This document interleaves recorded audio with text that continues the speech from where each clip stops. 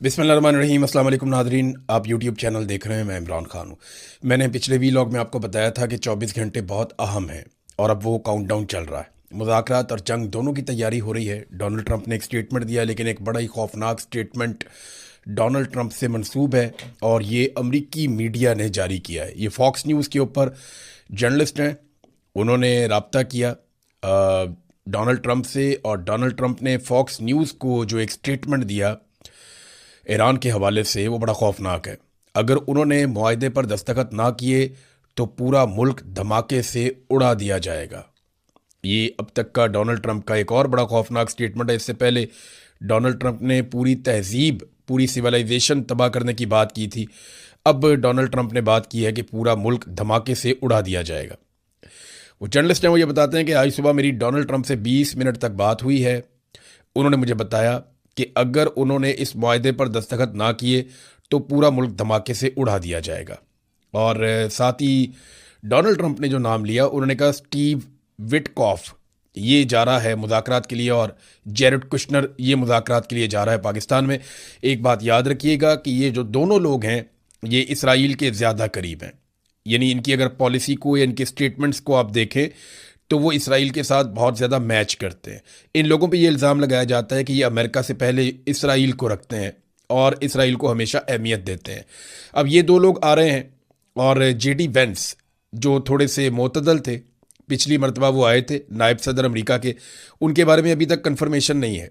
कुछ ज़राए ये कह रहे हैं, यानी अक़वाम मुत्तहिदा में अमरीकी सफ़ीर, उन्होंने ये कहा कि जेडी वेंस जाएंगे पाकिस्तान, जबकि कुछ जो वाइट हाउस के ज़राए हैं उन्होंने इस बात को कंफर्म नहीं किया। उन्होंने कहा जी ये दो लोग जाएंगे, सिर्फ स्टीव विटकॉफ जो इस रीजन के अंदर अमेरिका के नुमाइंदे हैं डोनाल्ड ट्रंप के, और दूसरा उनका दामाद जेरेड कुशनर, और ये दोनों लोग इसराइल के बहुत करीब हैं। तो फिर आप मुज़ाकरात में बहुत हार्ड लाइन देखेंगे अमेरिका की जानिब से। डोनाल्ड ट्रंप ने एक और ट्वीट किया, कहा जी ईरान ने कल आबना हुर्मत में गोलियां चलाने का फैसला किया जो हमारे जंगबंदी के मुआहदे की मुकम्मल खिलाफ वर्जी है। इनमें से कई एक फ्रांसीसी जहाज़ और बरतानिया के एक माल बरदार जहाज़ को निशाना बनाकर चलाई गई। ये कोई अच्छी बात नहीं थी, ना है। और साथ ही उन्होंने कहा मेरे नुमाइंदे इस्लामाबाद पाकिस्तान जा रहे हैं, वो कल शाम वहाँ मुज़ाकरात के लिए मौजूद होंगे। ईरान ने हाल ही में ऐलान किया कि वो आबना हुर्मुज़ को बंद कर रहे हैं, जो कि अजीब है क्योंकि हमारी नाकाबंदी इसे पहले ही बंद कर चुकी है। वो अनजाने में हमारी मदद कर रहे हैं और इस रास्ते के बंद होने से नुकसान उन्हीं का होगा। रोज़ाना 50 करोड़ डॉलर्स का नुकसान उन्हें होगा। अमेरिका का कुछ नुकसान नहीं हो रहा। दरहकीकत इस वक्त कई जहाज़ अमेरिका, टेक्सास, लुइसियाना, अलास्का की तरफ जा रहे हैं ताकि वहाँ से सामान लदवा सकें, यानी वो पेट्रोलियम मसनूआत वहाँ मिलती हैं।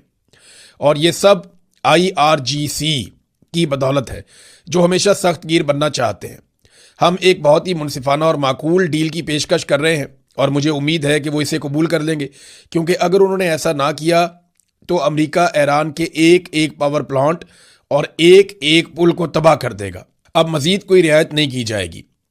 वो बहुत तेज़ी से और आसानी से ढेर हो जाएंगे, और अगर वो डील कबूल नहीं करते तो ये मेरे लिए एजाज़ की बात होगी कि मैं वो करूँगा जो किया जाना ज़रूरी है और जो गुज़िश्ता 47 सालों से दूसरे अमरीकी सदूर को ईरान के साथ कर देना चाहिए था। अब वक्त आ गया है कि ईरान की इस किलिंग मशीन का खात्मा किया जाए। ये जनाब डोनाल्ड ट्रंप के बड़े सख्त बयानात, और इन स्टेटमेंट से तो लगता है कि खौफनाक जंग हो सकती है। अब इसमें यहाँ पे रशिया ने एक वार्निंग भी जारी की है। ये वार्निंग दूसरी मरतबा जारी की गई रूस की जानिब से, और रूस ने दोनों बार ये वार्निंग तेहरान को जारी की है, ईरान को। मॉस्को की जानिब से तेहरान को दूसरी बाज़ाब्ता वार्निंग। पेंटागन सफारती बयानात के बावजूद खित्ते में अपनी फौजी मौजूदगी में तेज़ी से इजाफा कर रहा है। तकरीबन 50,000 फौजी एहलकार, जिनमें डेल्टा यूनिट्स और 82वीं एयरबोर्न डिवीज़न शामिल हैं, बराह रास्त मुदाखलत के लिए आमादगी जाहिर करते हैं। तकरीबन 500 तैयारों की तैनाती का मकसद तनाज़े के आगाज़ में मुकम्मल फ़ज़ाई बरतरी हासिल करना है। तैयारा बरदार बहरी जहाज़ जॉर्ज बुश और स्ट्राइक बहरी जहाज़ों की नकलो हरकत बहरी नाकाबंदी मुकम्मल होने की निशानदेही करती है। इस वक्त का इंतखाब अब जंगबंदी के खात्मे के साथ मुताबिकत रखता है, जो कि मुमकिन तौर पर कशीदगी में इजाफे की तैयारी का इशारा है। तो हमें एक बात याद रखनी है, या तो ईरान को यहाँ पे अमेरिका के साथ एक मुआहदा करना पड़ेगा और डोनाल्ड ट्रंप को कोई फेस सेविंग देनी पड़ेगी। बसूरत दीगर डोनाल्ड ट्रंप एक बहुत भरपूर और खौफनाक अटैक कर सकता है ईरान पर। डोनाल्ड ट्रंप की ज़हनी हालत ऐसे है, जिसे यहाँ पे एक मीडिया ने रिपोर्ट भी किया है, और इसके अंदर जो एक वीडियो है वो तो बड़ी खौफनाक है, जो डोनाल्ड ट्रंप के अपने ट्रुथ सोशल के ऊपर लगी हुई थी।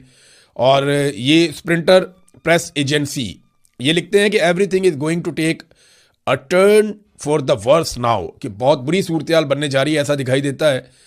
Trump seems to have lost control, शायद ट्रंप जो है वो ऐसा दिखाई दे रहा है कि वो हवास बाख्ता हो गया है, या उसका खुद पे से कंट्रोल ख़त्म होता जा रहा है। और डोनाल्ड ट्रंप ने 1 घंटे से भी कम वक्त में 47 पोस्ट कर दी हैं। यानी ये उसका अपना सोशल मीडिया है, वो ट्विटर के ऊपर पोस्ट नहीं करता, अगर कभी करता है तो वो अपना जो ट्रुथ सोशल है वहाँ से उठा के सोशल मीडिया पे डालता है। तो ट्रुथ सोशल के ऊपर डोनाल्ड ट्रंप ने जो पोस्टें की हैं वो 47 है, 47 पोस्टें उसने कर दी 1 घंटे से भी कम वक्त में। पाकिस्तान में सबसे तेज़ रफ्तार जो ट्विटर के ऊपर पोस्ट करने वाला आदमी है वो सिद्दीक जान है।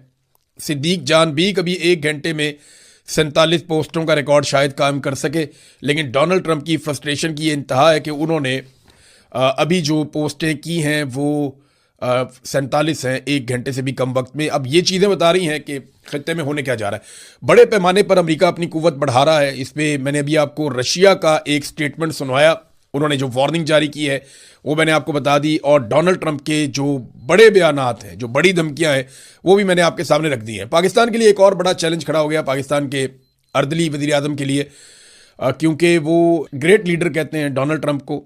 तो डोनाल्ड ट्रंप ने कहा जी लोग कहते हैं मैं अजीम हूँ, लेकिन मैं अजीम नहीं हूँ, मैं अजीम तरीन हूँ। यानी आज के बाद शहबाज शरीफ के लिए नया इम्तिहान है कि लफ्ज़ ग्रेट इस्तेमाल नहीं करना, लफ्ज़ ग्रेटेस्ट इस्तेमाल करना है डोनाल्ड ट्रंप के लिए, और उन्हें यही लफ्ज़ अब इस्तेमाल करना पड़ेगा। ये नाज़रीन एक तस्वीर देखें आप, ये मैंने स्पेशली आज आपके लिए निकाली है। ख़बरें बहुत ज़्यादा हैं इसलिए मैं आपको जल्दी जल्दी बता रहा हूँ। ये देखें जनाब तस्वीर, आप इस तस्वीर में आपको पाकिस्तानी डिक्टेटर नज़र आ रहे हैं।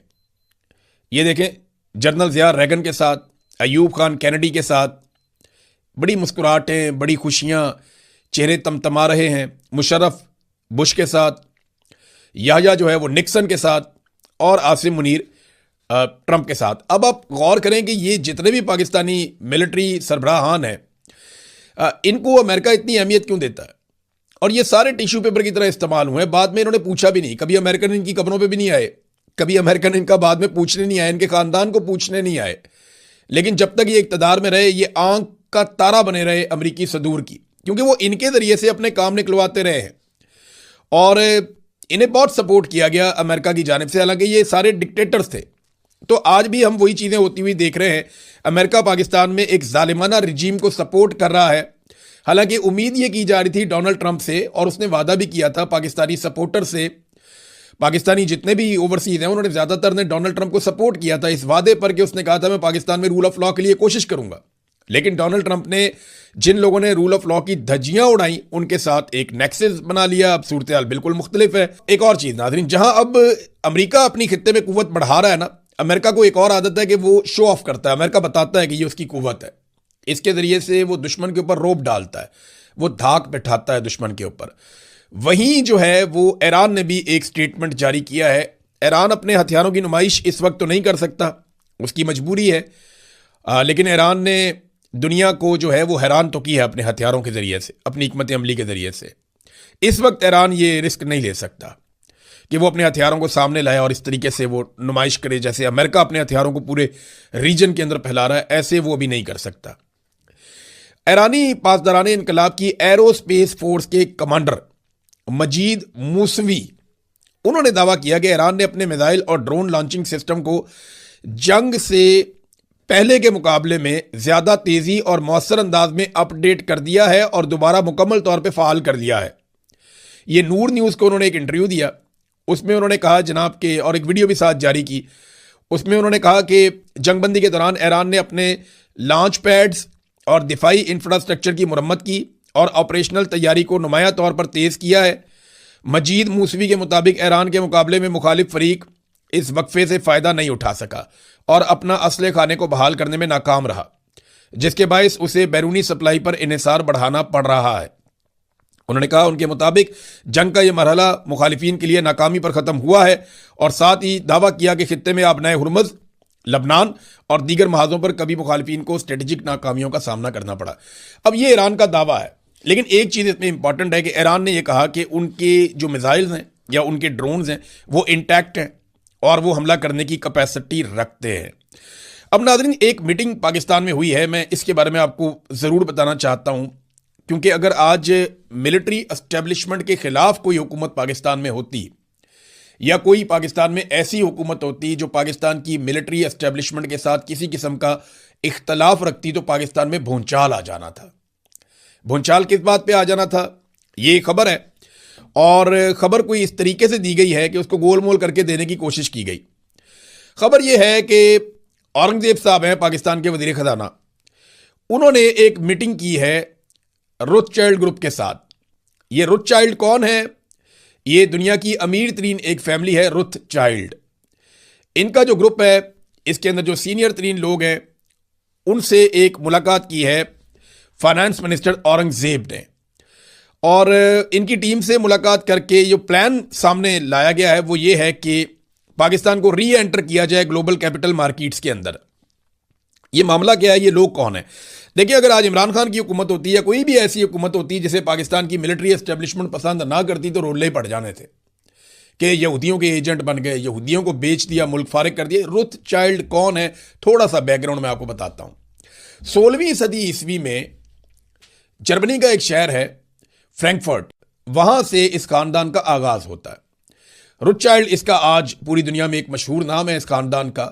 इन्होंने बैंकिंग की बुनियाद रखी थी, जो जदीद बैंकिंग है। उसने अपने 5 बेटों को मुख्तलिफ दुनिया के जो यूरोप के बड़े बड़े ममालिक हैं, उनके बड़े शहरों के अंदर अपने 5 बेटों को इसी कारोबार में उसने लगाया था। और शुरू में इन्होंने फ्रैंकफर्ट में, पेरिस में, लंदन में, वियना में और नेपल्स में, हर जगह पे इन्होंने कारोबार शुरू किया। ये हाउसिंग का काम करते हैं, हथियारों का काम करते हैं, माइनिंग का, बैंकिंग का, एनर्जी का, फूड्स का, इंजीनियरिंग का, इंटरटेनमेंट का, क्लब्स का, क्रिप्टो का, शराब का, मवासलात का, टेक्नोलॉजी का, आलमी मालियाती कारोबारों में हर तरफ ये ख़ानदान शामिल है। ये ख़ानदान इतना ताकतवर है कि ये पहली और दूसरी जंग अज़ीम के बीच में या उससे आगे पीछे के टाइम में ये मुमालिक को कर्जे देते रहे। इनके पास इतने बड़े पैमाने पर सरमाया था। तो ये एक ख़ानदान है जिसने इसराइल को भी खड़ा किया था। इसराइल जब बना ना, तो उससे पहले एक बहुत बड़ा मुआहदा है जिसको तारीख के अंदर हमेशा याद रखा जाएगा, वो बाल्फोर डिक्लेरेशन है। एक डिक्लेरेशन है बाल्फोर डिक्लेरेशन। ये जो डिक्लेरेशन है ये आर्थर जेम्स बाल्फोर ने लिखी थी, और ये एक डिक्लेरेशन जो भिजवाई गई थी वो रोथचाइल्ड फैमिली के उस वक्त के सरबराह लियोनल वॉल्टर को भेजी गई थी। लियोनल वॉल्टर, इसको ये भेजी गई थी डिक्लेरेशन, और ये लिखी थी बरतानिया के वज़ीर ख़ारजा ने। और इसके मुताबिक बरतानिया ने यह फ़ैसला कर लिया था या ये डिक्लेयर कर दिया था कि फ़लस्तीन के अंदर यहूदियों की आबादकारी होनी चाहिए और उन्हें वहाँ जगह मिलनी चाहिए। सबसे पहले जो रोथचाइल्ड फैमिली है, इनके पास क्योंकि बहुत ज़्यादा पैसा था, तो इन्होंने बेशुमार ज़मीनें खरीदी फ़लस्तीन में, और वो ज़मीनें खरीदते गए और वहाँ पर यहूदियों की आबादकारी होती गई। फिर एक एक करके यहूदियों के काफिले वहाँ पे पहुँचना शुरू हुए और बड़े पैमाने पर वहाँ आबादकारियाँ हुई। तो इसराइल की बुनियाद के अंदर ये फैमिली रोथचाइल्ड शामिल है, और जितना इन्होंने इसराइल को सपोर्ट किया है और आज तक कर रहे हैं, कमाल सपोर्ट है सहूनियों के साथ। यानी यहूदियों में 2 तरह के तबकात हैं। कुछ ये समझते हैं कि रियासत नहीं बनानी चाहिए, इसराइल गलत है, वो नहीं बनना चाहिए था। कुछ ये समझते हैं कि नहीं, बिल्कुल ये बनना चाहिए था। तो सहूनियों का ये मानना है कि ठीक है। तो ये इन्होंने बहुत सपोर्ट किया रोथचाइल्ड ने, और अब ये पाकिस्तान के साथ मईशत के मामलात को देख रहे हैं। तो इसका मतलब फिर आप समझ जाएं, यानी मुझे बज़ाहिर ऐसा दिखाई देता है कि इसराइल अब अपने फाइनेंसर्स के ज़रिए से पाकिस्तान को इस बात का यकीन दिला रहा है कि हम आपकी मईशत को भी संभालेंगे। यानी अब पाकिस्तान की मईशत को संभालने के लिए जो दिखाई दे रहा है इस मुलाकात के बाद, वो ऐसा है कि जो इसराइल के सपोर्टर्स हैं या जो खुद इसराइल के बनाने वाले हैं, वो अब पाकिस्तान को इस भंवर से निकालेंगे जिस पे पाकिस्तान मईशत में फंस गया। ये अगर देखें ना, एक डेवलपमेंट है ना, एक इकोनॉमिक डेवलपमेंट है। मैं इसको ऐसे रिपोर्ट कर रहा हूं और आपको इस फैमिली का बैकग्राउंड बता रहा हूं। मैंने किसी पे कोई इल्जाम नहीं लगाया, लेकिन इंटरेस्टिंग बात यह है कि अगर आज पाकिस्तान की मिलिट्री एस्टेब्लिशमेंट के मफाद के खिलाफ कोई हुकूमत होती तो उन्होंने पाकिस्तान में आग लगवा देनी थी। मौलवी सड़कों पे होते, मजहबी इंतहा पसंद हर तरफ से निकल आते, यहां से फलाना फतवा आ जाता, अब कोई मौलवी नहीं बोलेगा, मुफ्ती मुनीब आप देखेंगे कोई स्टेटमेंट नहीं है, आप देखेंगे जो और दीगर मुफ्तियान हैं बहुत बड़े बड़े पाकिस्तान में, किसी का कोई स्टेटमेंट नहीं आएगा। कोई नहीं कहेगा कि आप रोथशाइल्ड के साथ आपने मुलाकात क्यों की, आप उनके साथ कौन से मालियाती मामलात कर रहे हैं। देखिए ये खालिसतन मालियाती मामलात हैं। आप जो बाकी पैसा लेते हैं वो आप किन से लेते हैं? वर्ल्ड बैंक कौन है, IMF कौन है, और बाकी लोग भी ऐसे ही हैं। लेकिन किस तरीके से पाकिस्तान में इन चीज़ों को मैनिपुलेट किया जाता है, किस तरीके से पाकिस्तान की मिलिट्री एस्टेब्लिशमेंट नफरत को बेचती है और उसको इस्तेमाल करती है, ये हमने हमेशा देखा है। बहरहाल ये चीज़ें मैंने आपके सामने रख दी हैं। अब देखते हैं इसके ऊपर हुकूमत क्या कहती है। बाल्फोर डिक्लेरेशन मैंने आपको थोड़ा सा बताया, ये 1917 में था और तब से अब तक जो है वो इसके असरात आज भी 100 साल से ज़्यादा गुजर गए, लगभग 109 साल हो गए, इसके असरात आज भी मौजूद हैं दुनिया में।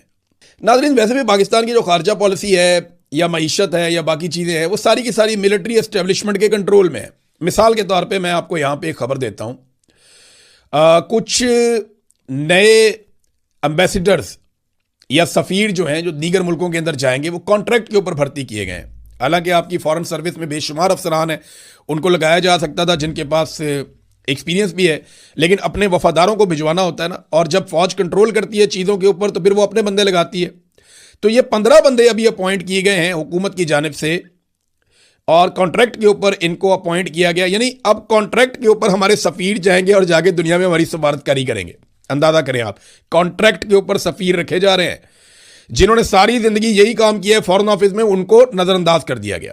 ये जो 15 बंदे रखे गए हैं इनमें ज़्यादातर फौजी बैकग्राउंड के हैं, यानी इनके अंदर बहुत सारे नाम है फौजियों के, मैं क्या नाम लूँ, लेकिन आपको मैं मुल्कों के नाम बता देता हूँ। नाइजीरिया के अंदर एक जा रहा है, एक जो है वो जॉर्डन में उर्दन में जा रहा है, एक जो है वो तुर्कमानिस्तान में जा रहा है, एक जो है श्रीलंका में जा रहा है, एक सीरिया में जा रहा है शाम में, और इसी तरह एक और फौजी ऑफिसर जो है वो जा रहा है वियतनाम में, एक कतर में जा रहा है, यूक्रेन में भी एक फौजी ऑफिसर ही है रिटायर जिसको भिजवाया जा रहा है, और इसके अलावा मालदीव्स के अंदर जो है वो एक रिटायर ऑफिसर जो है वाइस एडमिरल उनको भिजवाया जा रहा है। शानदार जगह है मालदीव। और नाइजर के अंदर भिजवाया जा रहा है। अलग अलग मुल्कों के अंदर ये तकरीबन 15 ममालिक हैं, वहाँ पे ये अब सफ़ीर भिजवाए जा रहे हैं और उनमें ज़्यादा लोग वो हैं जो मिलिट्री ऑफिसर रिटायर्ड है। तो पूरी तरह से जो पाकिस्तान की खारजा पॉलिसी है वो कंट्रोल में चली गई है पाकिस्तान की मिलिट्री एस्टेब्लिशमेंट के, और ये सियासतदानों के लिए एक बड़ी नाकामी है। अगर फ़ौजी बनाएंगे खारजा पॉलिसी और मईशत की पॉलिसी और दीगर इंटरनल पाकिस्तान के मामलात में, सियासी मामलात में मुदाखलत करेंगे तो पाकिस्तान कभी भी आगे नहीं बढ़ेगा। 4 कदम आगे बढ़ेगा तो 8 कदम पीछे आ जाएगा। आपको कभी कभी दिखाई देता है पाकिस्तान आगे जा रहा है, अच्छा भी लगता है, लेकिन फिर पाकिस्तान पीछे आ जाता है। वजह यह है कि इनकी पॉलिसी के अंदर कभी भी वो अक्ल और फहम नहीं होता जो एक सियासतदान की पॉलिसी के अंदर होता है। देखिए, जिसके हाथ में बंदूक होती है ना, उसका दिमाग थोड़ा सा कम काम करता है। ये बात मैं आपको बार बार कहता रहता हूँ। अभी देखें ना, वक्ती तौर पे छोटे मोटे फ़ायदे के लिए ये जो अजीबोगरीब काम किया जा रहा है उसको भी आप समझिए। ये छोटा मोटा फ़ायदा है ना, अभी इस जंग के अंदर जनाब हमारी वाहवाकारी हो जाएगी, हमें शाबाशी मिल जाएगी, लेकिन हम अपना लंबा नुकसान कर लेंगे।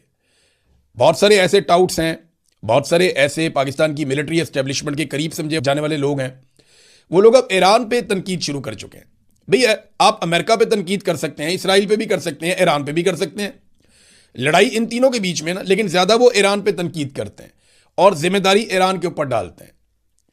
ये चीज़ कल को नुकसान पैदा करेगी और ये खाते में पड़ेगी पाकिस्तान की मिलिट्री एस्टेब्लिशमेंट के। हौसियों ने यह कह दिया है कि अगर ये जंग दोबारा शुरू हो जाती है तो हम बहरे अहमर को बंद कर देंगे और वो बाब मंदब से बंद करेंगे। मैंने आपको वो एरिया दिखाया हुआ है, फिर कभी नक्शे से आपको सारी सिचुएशन में समझाऊंगा एक आधे दिन में। तो वो कहते हैं जी हम बाब मंदब से इसको बंद कर देंगे। ये एक बड़ी अजीबोगरीब सिचुएशन पैदा हो जाएगी पूरे रीजन में। हम इस पर नज़र रखते हैं और उम्मीद करते हैं कि पाकिस्तान ने बड़ी कोशिश की है, बड़ा जोर लगाया, इनको भी मनाया, उनको भी मनाया। डोनाल्ड ट्रंप के इतने पाकिस्तान ने खुशामद की है। अगर ये जंगबंदी हो जाए तो बड़ी अच्छी बात है। थोड़ी बहुत face saving Pakistan Donald Trump को ले दे, क्योंकि उसे सिर्फ फील्ड मार्शल आसिम मुनीर से और शहबाज शरीफ से उम्मीद है, दुनिया में और तो कोई इसको फेस सेविंग लेकर दे नहीं रहा। तो अगर ये हो जाए तो बहुत अच्छी बात है, बहुत अच्छी बात है, सबकी बचत हो जाएगी। वरना फिर हम नज़र रखेंगे, खबरें आप तक पहुंचाएंगे। अब तक के लिए इतनी, अपना ख्याल रखिएगा, अपने इस चैनल का भी। अल्लाह हाफिज़।